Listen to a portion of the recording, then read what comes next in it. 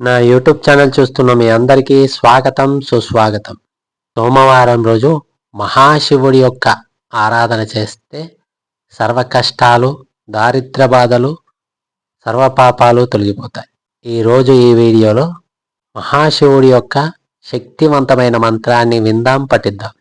ప్రతి పనిలోనూ మీకు ఎదురయ్యే శత్రువుల నుండి రక్షణ కావాలంటే, భూత ప్రేత పిశాచ బాధలు మరియు మంత్రతంత్ర బాధలు మిమ్మల్ని బాధించకుండా ఉండాలంటే సోమవారం రోజు ఈ మంత్రాన్ని మహాశివుడి ఆలయంలో కూర్చొని 108 సార్లు 41 రోజుల పాటు పఠిస్తే మీకున్న శత్రు బాధలు, శత్రువుల ద్వారా మంత్రతంత్ర బాధలు, భూత ప్రేత పిశాచ బాధలు, సర్వగ్రహ దోషాలన్నీ తొలగిపోతాయి. ఈ మంత్రాన్ని సోమవారం శివాలయంలో శివలింగానికి రాగి పాత్రలో చక్కెరతో కలిపిన నీటితో శివలింగాన్ని అర్చిస్తూ ఈ మంత్రాన్ని అక్కడే కూర్చొని 108 సార్లు పఠిస్తే మీకున్న శత్రు బాధలు, మంత్రతంత్ర యంత్ర బాధలు మరియు భూత ప్రేత పిశాచ బాధలన్నీ తొలగిపోతాయి. కనుక ఈ మంత్రాన్ని వినండి, పఠించండి. మహాశివుడి అనుగ్రహానికి పాత్రలోని మంత్రం. ఓం భస్మోదులిత విగ్రహాయ పంచవక్తాయ వీరభద్రాయ భగవతే రుద్రాయ నమః. ఓం భస్మోదులిత విగ్రహాయ పంచవక్తాయ వీరభద్రాయ భగవతే రుద్రాయ నమః. ఓం భస్మోదులిత విగ్రహాయ పంచవక్తాయ వీరభద్రాయ భగవతే రుద్రాయ నమః. ఓం భస్మోదులిత విగ్రహాయ పంచవక్తాయ వీరభద్రాయ భగవతే రుద్రాయ నమః. ఓం భస్మోదులిత విగ్రహాయ పంచవక్తాయ వీరభద్రాయ భగవతే రుద్రాయ నమః. ఓం భస్మోదులిత విగ్రహాయ పంచవక్తాయ వీరభద్రాయ భగవతే రుద్రాయ నమః. ఓం భస్మోదులిత విగ్రహాయ పంచవక్తాయ వీరభద్రాయ భగవతే రుద్రాయ నమః. ఓం భస్మోదులిత విగ్రహాయ పంచవక్తాయ వీరభద్రాయ భగవతే రుద్రాయ నమః. ఓం భస్మోదులిత విగ్రహాయ పంచవక్తాయ వీరభద్రాయ భగవతే రుద్రాయ నమః. ఓం భస్మోదులిత విగ్రహాయ పంచవక్తాయ వీరభద్రాయ భగవతే రుద్రాయ నమః. ఓం భస్మోదులిత విగ్రహాయ పంచవక్తాయ వీరభద్రాయ భగవతే రుద్రాయ నమః. ఓం భస్మోదులిత విగ్రహాయ పంచవక్తాయ వీరభద్రాయ భగవతే రుద్రాయ నమః. ఓం భస్మోదులిత విగ్రహాయ పంచవక్తాయ వీరభద్రాయ భగవతే రుద్రాయ నమః. ఓం భస్మోదులిత విగ్రహాయ పంచవక్తాయ వీరభద్రాయ భగవతే రుద్రాయ నమః. ఓం భస్మోదులిత విగ్రహాయ పంచవక్తాయ వీరభద్రాయ భగవతే రుద్రాయ నమః. ఓం భస్మోదులిత విగ్రహాయ పంచవక్తాయ వీరభద్రాయ భగవతే రుద్రాయ నమః. ఓం భస్మోదులిత విగ్రహాయ పంచవక్తాయ వీరభద్రాయ భగవతే రుద్రాయ నమః. ఓం భస్మోదులిత విగ్రహాయ పంచవక్తాయ వీరభద్రాయ భగవతే రుద్రాయ నమః.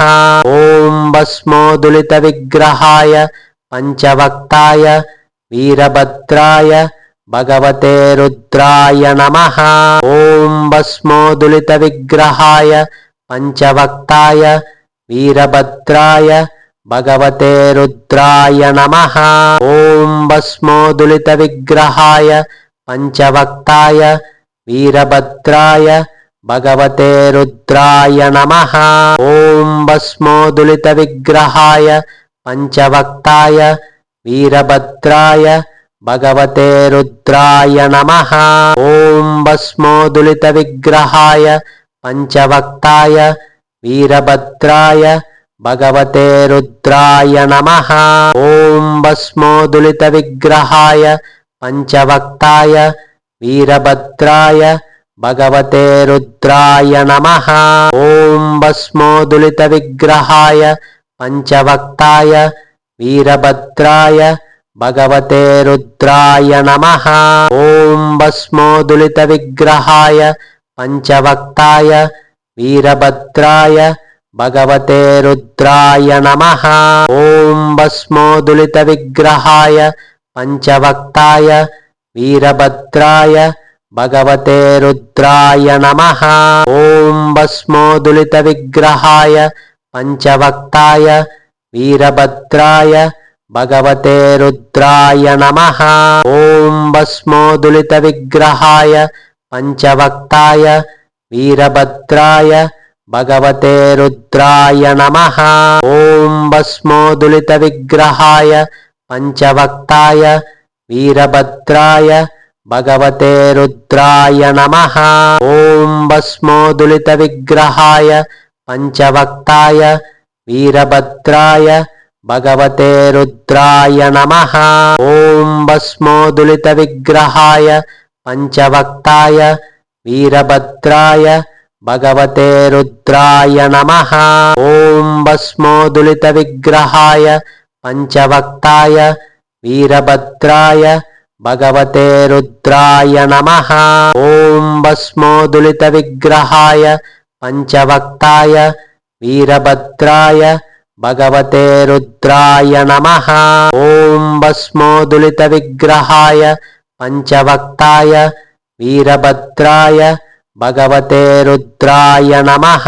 ओम भस्मोदुलितविग्रहाय पंचवक्ताय वीरभद्राय भगवते रुद्राय नमः। ओम भस्मोदुलितविग्रहाय पंचवक्ताय वीरभद्राय भगवते रुद्राय नमः। ओम भस्मोदुलितविग्रहाय पंचवक्ताय वीरभद्राय भगवते रुद्राय नमः। ओम भस्मोदुलितविग्रहाय पंचवक्ताय वीरभद्राय भगवते रुद्राय नमः। ओम भस्मोदुलितविग्रहाय पंचवक्ताय वीरभद्राय भगवते रुद्राय नमः। ओम भस्मोदुलितविग्रहाय पंचवक्ताय वीरभद्राय भगवते रुद्राय नमः। ओम भस्मोदुलितविग्रहाय पंचवक्ताय वीरभद्राय भगवते रुद्राय नमः। ओम भस्मोदुलितविग्रहाय पंचवक्ताय वीरभद्राय भगवते रुद्राय नमः।